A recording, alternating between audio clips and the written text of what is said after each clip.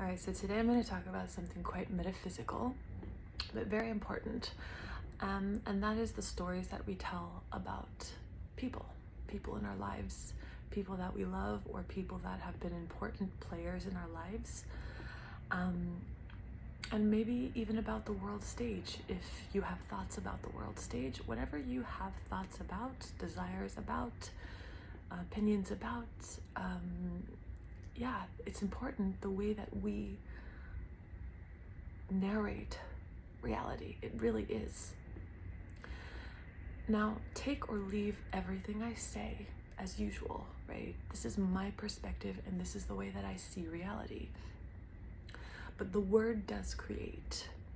And although words are limited data sets that cannot capture reality in any full way, words are still divine. Language is still divine, and it still does. It's part of the expression of the divine to have language, to have words. And the word does create. And observation does create. That has been proven, right, in tests done in quantum physics, right? So let me talk about karma for a second. We do incarnate with certain groups of souls. And my definition of karma is just habit of the mind.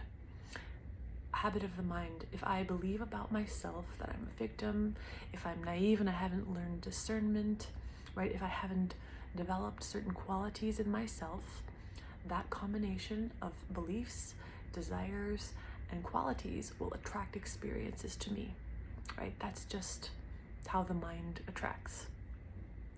So if that's what karma is, and we come back over and over with similar groups of souls, is it true that the same things need to play out over and over and over and over again? No. What is true and what really matters in the world of thought is how you see the people in your life, how you see everything in your life. You could think of a soul group as a kind of quantum entanglement. What you've had experience with, what you've had desire about, what you've had thought about, you are more closely entangled to that energy than you are perhaps to other energies. So what's most important to clear karma that is between you and other people is how you see them. It's not about what plays out in the physical world. It's about how you see them. Because if you believe about them, which they are ultimately aspects of your own mind, they are pieces of you. If you reject them, if you have a story about them, that they are narcissists and they're evil and they hate me and they are blah, blah, blah. Oh, well, their business has been shit for 10 years and they always will be because they are, unaware and they attract abuse. Okay, all these stories, because you're entangled with those energies, your observation about them is very powerful and keeps you entangled to them in a certain octave of reality. Okay, so if karma between souls is about entanglement, right? Experience, desire, caring for souls, then what matters, right, in the way that in the evolution of us as a soul, what matters the most is how we see them. That we see them well, that we see them as they really are, as souls, as God, as my brother, right? As part of the co-creation of the life that I designed to wake myself up, right? Now, scripting or narrating reality can actually be very powerful. If you have a person in your life who you care about, let's say, whose business has suffered for a decade, and every time you and other people talk about that person, it's like, oh, well, they've been stuck in this situation for 10 years, and oh, it's because they won't get rid of that partner, and they have no self-respect, and ultimately that person's belief about themselves and desires are more important than any other observer. You as the observer of yourself is by far more vital to your experience than any other observer. However, other observers do affect you. The more awake you are, the less they affect you in negative ways, right? So if there's a person in your life who's unwell, who's making bad choices, who's stuck in addiction, might it behoove you to see them in a different light? See them in a different light. And if it's only possible for you to, with your mind's eye, see them as a light, see them as a soul, to talk to them as a soul, to send them love as a soul, right? To observe them directly. I am observing you. This is quantum physics. What I am observing is that you are energy. You are not a collapsed fiction of an addict. You are not this story, this human story of addict. You are soul, you are light, you are love. And actual specific scripting is very powerful. So if you see somebody as well, I see you well. This is what Jesus did. He saw people as well. He didn't believe their stories. He didn't believe their beliefs about themselves that distorted the light of in their experience. But ultimately, and he said, go forth and tell no one, because they themselves as the observer, as the creator in their experience, is more powerful than even a master's observation. Of course, they could recreate their condition.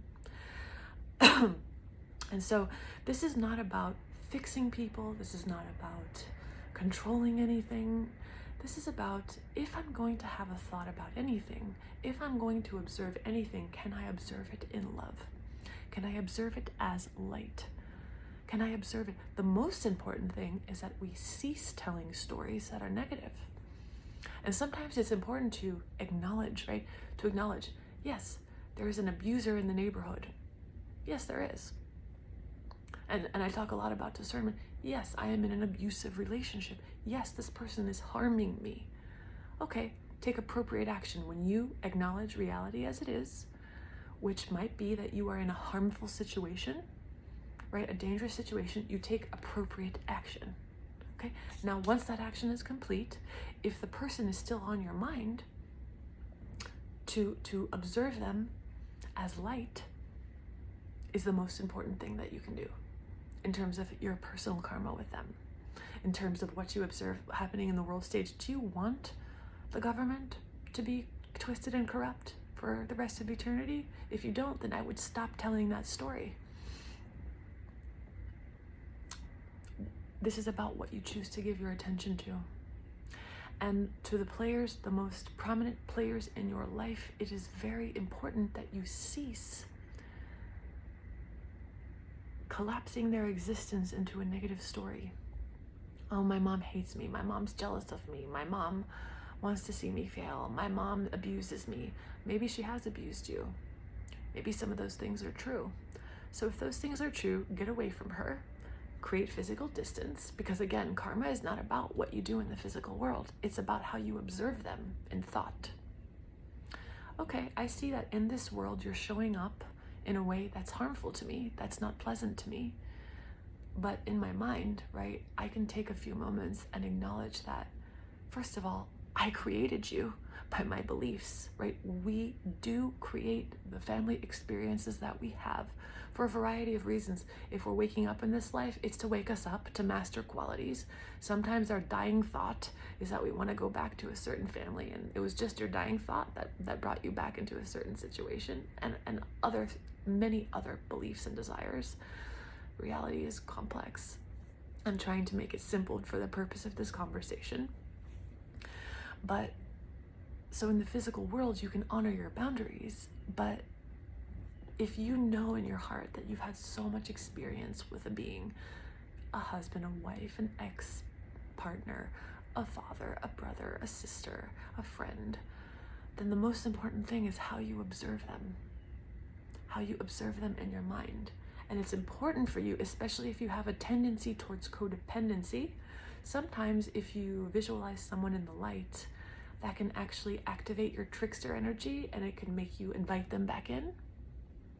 You have to be aware of that. Sometimes a spiritual teaching like what I'm sharing with you about observation, about observing someone in love, Paul Selig calls it lifting someone to the upper room. Okay?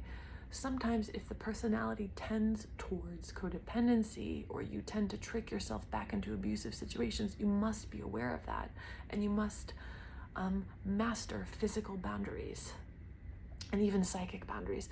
If you don't have strong psychic boundaries, then don't do what I'm telling you, because if you feel that thinking about someone in love might invite more abuse into your life or into your mind, then don't do what I'm saying. But if you've lived life and you recognize if what I'm saying resonates with you, I'm telling you that the stories we tell and the thoughts that we have really do affect all of reality. And in terms of our own personal soul's evolution, what we think and feel about the players in our lives is important. And so the most important is that we stop the negative narratives about them. Because when we no longer judge them and reject them in our mind, which doesn't mean inviting them over, right? You can love someone and not take them home with you. But as long as we stop judging them in our mind, they are in our hearts, right? And if everybody is a piece of me, an aspect of my own mind, I am the mind of God, and everything in my personal reality, the players in my life represents aspects of my own psyche.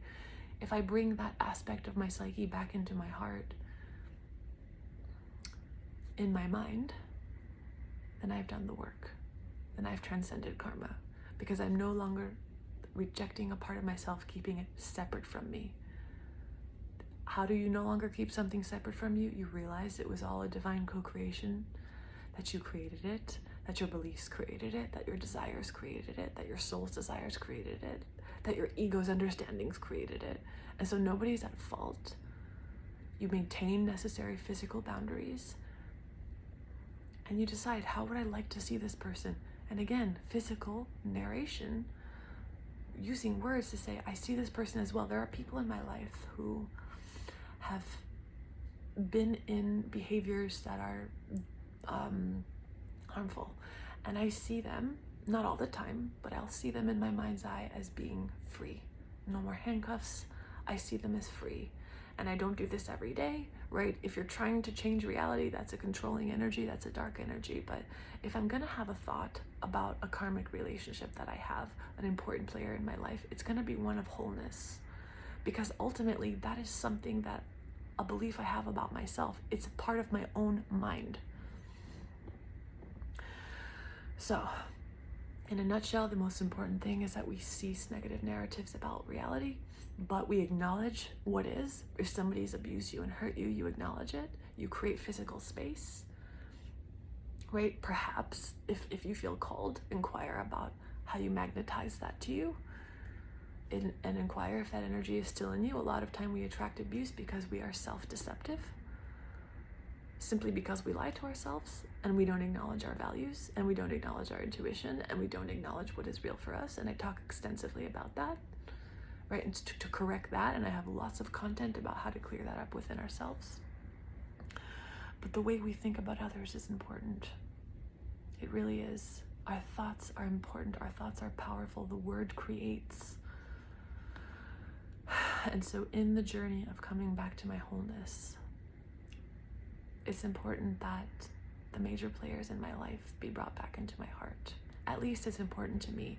What I'm saying may not resonate with you at all, and I honor that. I'm just sharing what I feel for whatever it's worth. So remember, you can maintain a physical boundary and a psychic boundary.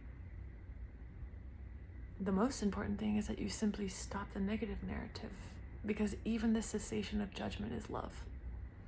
You don't have to actively see someone in the light, although in my experience, I've found that to be very powerful, because in my experience, and this is personal to me, I do desire to feel an actual somatic sense of love and wholeness about every aspect, every player in my life who I've had major interactions with. That's me. It's important to me for whatever reason. So I hope I explained this clearly. And yeah, I remember reading about Jesus and how he acknowledged that every thought that he gave energy to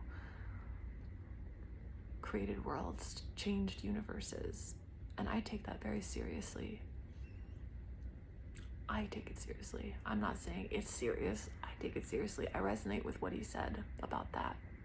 So if it resonates with you, you know, maybe try to see people as well.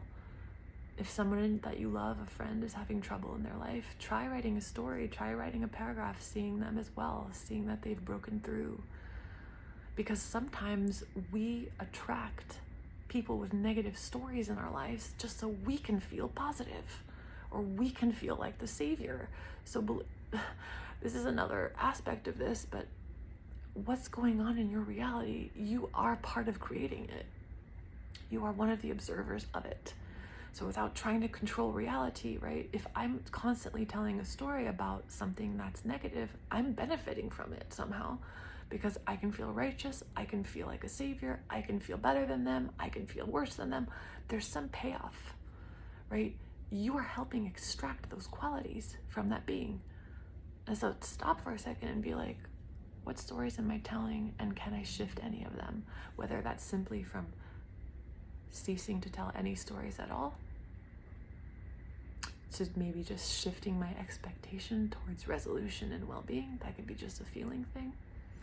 Maybe I can meditate case by case. Maybe there's a person in my life who I'd like to see as well, maybe physically well. I've seen a lot of people with serious medical conditions who, when people observe them as well, it helps them accept it for themselves. And that's loving. That's Joe Dispenza would call that loving somebody back into life. And for some souls, they want to experience receiving love from the outside. For some souls, they want to experience working it out within themselves.